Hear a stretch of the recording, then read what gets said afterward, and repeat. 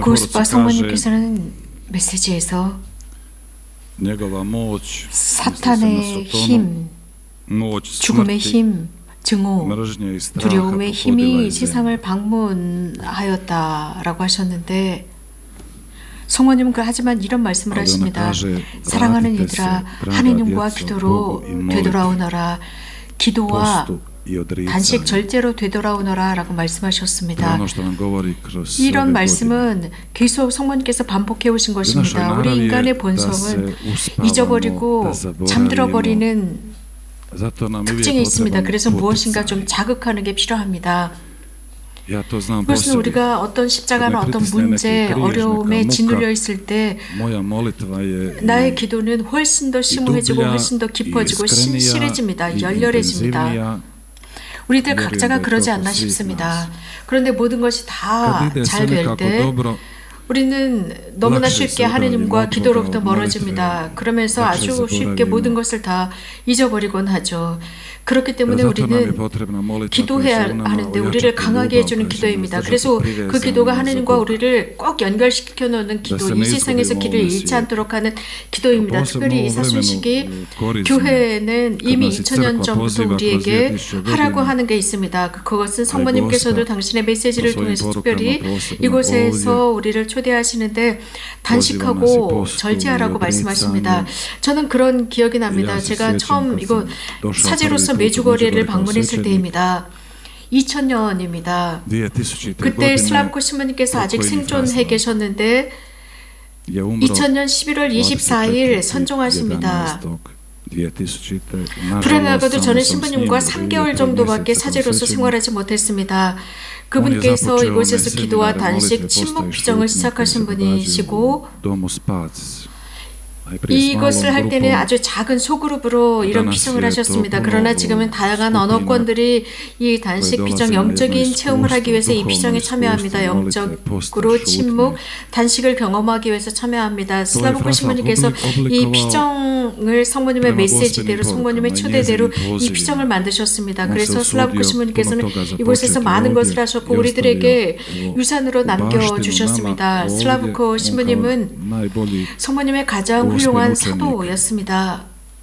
그분께서 돌아가셨을 때 많은 단체들이 이 단식 피정을 하겠다고 예약을 했고 저는 글쎄요 뭐라고 말씀을 드려야 하는지 꼭 저는 빌라도처럼 이 피정을 하지 않으면 안 되었습니다. 아무런 경험도 없었습니다. 그 당시에 이런 기억이 납니다. 크로아티아 그룹이었는데 40명 정도가 참여를 했습니다. 그때 어떤 자매가 단식 피정 이틀째 되는 날 저를 찾아와서 신부님 모든 뼈가 다 아픕니다. 머리에서부터 다리까지 다 아파서 저는 여기서 단식 피정하다 죽을 것 같아요 라고 했습니다. 그때 저는 공포에 질렸습니다. 단식 피정하다 이 양반이 여기서 돌아가신다면 이 단식 피정 을 홍보하는 데는 굉장히 심각한 문제를 일으키겠다 싶었고 저도 그 단식 피정 이틀 때 되는 날 굉장히 배가 고팠습니다. 저도 함께 단식을 하고 있었거든요. 그때 저는 그 자매에게 밖에 나가서 레스토랑에 가서 약간의 음식을 드시든가 피자를 드세요 라고 했습니다. 하지만 단식 피정 마지막 날 그 자매가 이런 말을 했습니다. 저는 단식 피정 마지막 날 저희가 체험 나누기를 하거든요. 그분께서 이런 말씀을 하셨어요. 저는 신부님께서 말씀하시는 것을 듣고 밖으로 나가서 음식을 사 먹기보다는 성당으로 가서 양손을 펼쳐있고 예수님 더 이상 못하겠습니다. 저를 도와주세요 라고 했답니다. 이것이 진짜 탄원이었습니다. 진짜 기도였습니다. 그의 그 정직한 마음에서 나오는 기도였습니다. 예수님께서 그 기도를 들어주셨고 그 자매 말에 의하면 그 순간 그분은 날아가는 것 같았답니다. 완전히 몸이 가벼워졌대요. 그래서 저는 그 자매에게 날아오르지 마세요. 걸어다니세요 라고 말씀을 드렸었죠.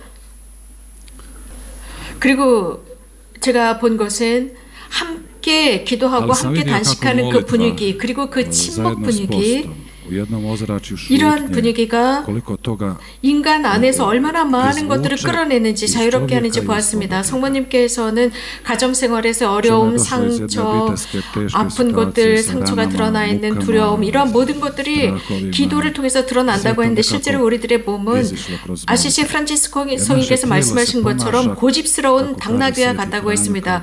우리들의 몸은 많은 유격이 있고 또 영혼으로부터는 많은 것들도 축적해 있습니다. 현재에는 많은 정신과 질병이 있지 않습니까? 이런 것은 어떤 바이러스에 의해서 만들어진 전염병이 아닙니다. 이것은 인간의 영혼과 육신, 마음의 혼연일체입니다. 교회에서 우리들에게 가르치는 이러한 모든 것들을 잊어버리고 있습니다. 이 단식의 영적인 능력을 우리는 잊었습니다. 그리스도인으로서의 유산인 단식을 다른 사람들이 훔쳐가서 사용하고 있습니다. 현대 얼마나 많은 클리닉에서 치료적인 단식을 하고 있습니까? 클리닉에서 사용하고 있습니다. 다이어트를 하고 있습니다. 그리스도 교회에서 그들이 이것을 이식해 갔습니다. 우리는 이런 단식을 잃었습니다. 여러분들 교회 외부에 보세요. 많은 사람들이 단식을 합니다. 즉 다이어트를 합니다. 몸을 가꾸기 위해서입니다. 여러 다양한 테라피적인 치료 효과적인 단식을 합니다. 혹은 영적인 단식과 이런 단식과 차이점은 없습니다. 그러나 내면적으로 들어가면 다릅니다. 다이어트를 하는 사람들은 자신의 미모, 자신의 체중 조절, 건강을 위해서 단식을 합니다. 외모를 위해서. 그러나 종교적인 단식, 그리스도인적인 단식은 하느님을 향한 단식입니다. 그 단식은 기도가 동반되지 않으면 그것은 체중 조절을 위한 다이어트에 불과합니다. 기도와 단식은 함께 가야 합니다. 베드로 성령께서 말씀하신 것처럼 삶과 기도와 단식, 곧 영혼, 기도, 단식입니다. 단식의 삶, 그것은 자비의 활동을 동반합니다. 이 세 가지는 함께 가는 것입니다. 이 세 가지 중에 어떤 것이라도 빠질 수가 없습니다. 한 가지라도 빠진다면 베드로 성령께서 말씀하시는 것처럼 아무것도 아닙니다. 단식을 위한 단식은 의미가 없습니다. 단식이 우리를 구원하지 못합니다. 하나님께 우리들의 단식이 필요한 것이 아니라 바로 우리들에게 필요한 것입니다. 우리가 단식하는 이유는 우리들의 삶을 정리하고 질서를 매기기 위해서입니다. 제가 이 단식의 첫날, 둘째 날이 기억이 나는데 첫날, 두 번째 날까지는 굉장히 머리가 두통이 심합니다. 그리고 이 위 속에서 내장이 막 교양악을 울려냅니다. 그러나 정말 견디기 어렵습니다. 그러나 3일째 되는 날은 더 이상 배고픔을 느끼지 못하고 자유롭습니다. 몸이 가뿐합니다. 그래서 세상을 다른 방법으로 바라보고 사람도 다른 방법으로 보고 내 자신도 다르게 보입니다.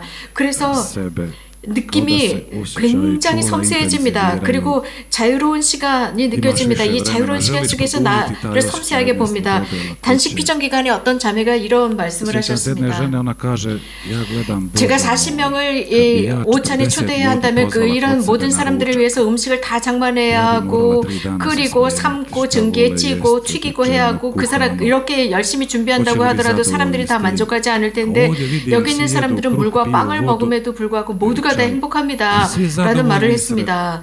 단식을 하면서 내가 삶을 살아가면서 아주 적은 것으로도 만족해야 한다는 것을 깨닫습니다. 우리는 정말 많은 것을 축적합니다. 많은 음식을 축적하고 먹고 우리는 많이 소유하고 소유하는 것이 없는 것보다 더 우리들을 나쁘게 만듭니다. 지금도 그 첫 번째 단식이 기억이 나는데 제가 일주일 동안 물과 빵으로 단식한 뒤에 본당 사제관의 식당으로 들어갔습니다. 점심시간이었는데 정말 굶은 늑대처럼 배고픔을 느꼈습니다. 그리고 그 식탁에 많은 음식이 차려져 있는데 그 오찬 그 점심이 얼마나 맛있었는지 저는 태어나서 처음으로 그 음식을 보고 하나님께 감사를 드렸습니다. 그 음식을 보고 감사를 했습니다.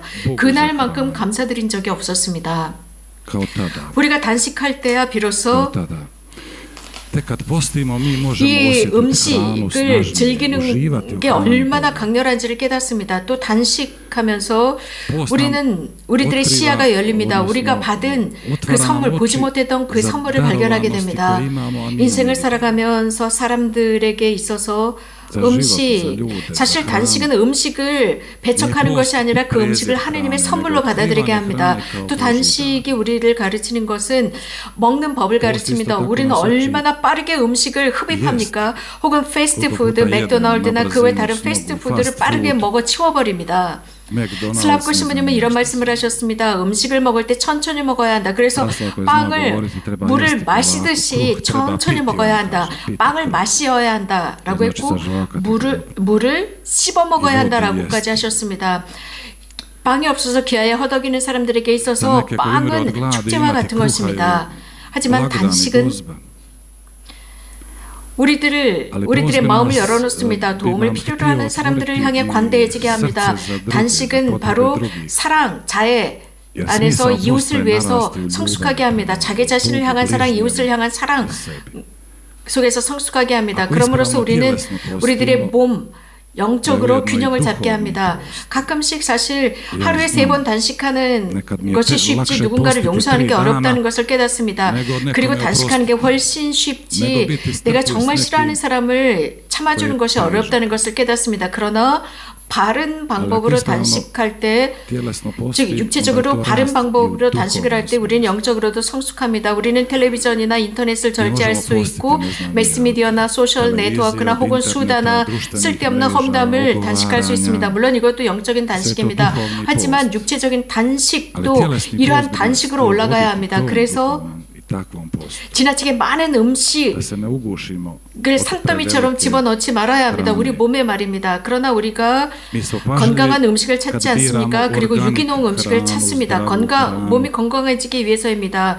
우리들의 몸에도 이렇게 건강한 음식이 필요하다면 우리들의 영혼도 마찬가지입니다. 우리가 읽고 보고 영화를 보고 이러한 모든 것들이 우리들의 영혼에 계속 축적됩니다. 그런데 우리들의 영혼은 바른 필터가 없습니다. 그래서 우리가 보고 듣고 읽고 한 모든 것들, 모든 인포메이션, 영화, 책 등등이 그대로 영혼에 축적됩니다. 필터가 필요합니다. 또 우리들의 생각도 마찬가지입니다. 그렇기 때문에 단식이 필요합니다. 단식은 분명 음식이 주는 그 쾌감을 잃게 만듭니다. 기쁨을 잃게 만들죠. 예를 들어서 잘 구워진 양고기나 맛있는 맥주나 포도주나 글쎄 여러 가지 많은 것들에 대한 쾌감, 음식에 대한 기쁨을 잃게 만듭니다. 하지만 우리가 단식을 시작했을 때 이런 음식에 대한 기쁨이 없습니다. 쾌감도 없습니다. 그리고 편안함도 없습니다. 그리고 신경질이 납니다. 신경이 예민해지고 유혹이 몰려들기 시작합니다. 이 단식을 그만해야지 너무나 힘들어 혹은 두통이 옵니다. 그래서 어떤 참석자들은 미칠 것 같다라고 합니다. 그러나 단식은 어떤 질병도 유발시키지 않습니다. 단식은 어떤 예민한 신경질도 유발시키지 않습니다. 슬라브코 신부님은 이런 말씀을 하셨습니다. 이 세상에 이 세상의 사람들이 단식을 다 한다면 예민한 사람들은 없을 것이다 라고까지 했습니다.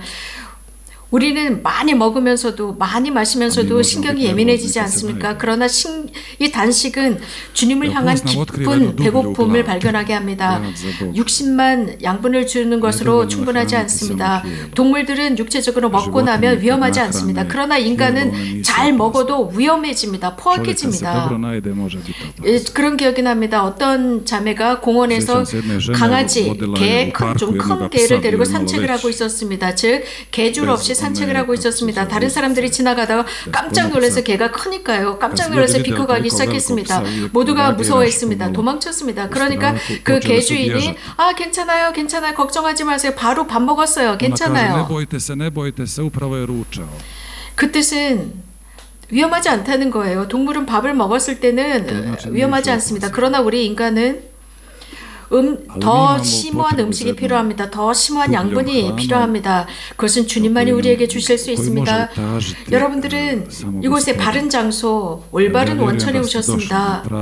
그 원천은 깨끗합니다. 투명한 원천에 오셨습니다.